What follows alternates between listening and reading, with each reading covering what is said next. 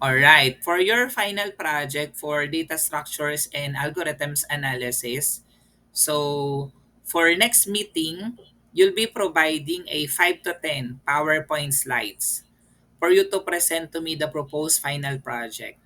So each group will be given 5 to 10 minutes to do the presentation, and it will be credited as quiz or equivalent to one experiment. Definitely, since yung programming language na ginamit po natin ay middle level C++, so yun din po yung kailangan na gamitin po natin for your final project. And then, hindi kita nililimitahan. Pwede po na kung merong problema dun sa company or sa school kung saan ka involved, puwedeng yun po yung gawan mo po ng proposal for the final project. Pero kung may problema ka with confidentiality, so puwede naman na mag-isip ka na lang on your own without implementing or improving something from the company or doon sa institution. So puwede po yun. And then, kapag nakabuo ka na po ng group, ikaw po yung pipili ng mga group members nyo po. So, siguro okay naman sa akin na mga 5 members. Maximum po yung 6 members per group. For the first slide, nakalagay lang po doon yung project or program name. So, you have to decide ano ba yung pangalan ng inyong project, ano ba yung pangalan ng system or program that you're going to create. And then, isip kayo ng catchy na team name or group name. And then you have to select your group leader and the name of the members of the group. So yun lang po yung gusto kong makita for the first slide. As per the second slide, so you can put there na to explain to me the introduction or the background of the study or the project, system, or program that you're trying to propose. So syempre, pwede kang gumamit dito ng mga figures, mga illustrations, mga bullets to explain to me yung introduction or background of the study. Kung gusto mo mag-exceed ng slide, pwede naman kasi ang maximum naman natin 10 slides, 'di ba?